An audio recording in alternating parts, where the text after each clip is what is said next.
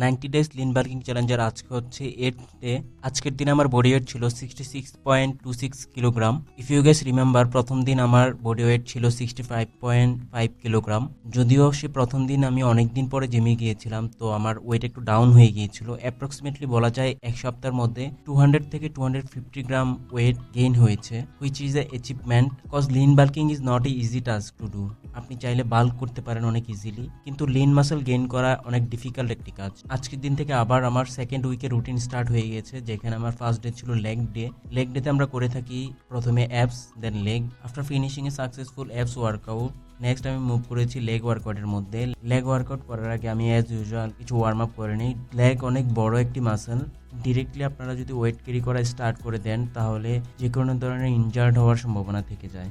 দেন লেগের জন্য সবগুলো muscle hit করে আমি আমার আজকের লেগ ওয়ার্কআউটও কমপ্লিট করে নিলাম। ইনশাল্লাহ কালকে আবার দেখা হবে। আল্লাহ হাফিজ।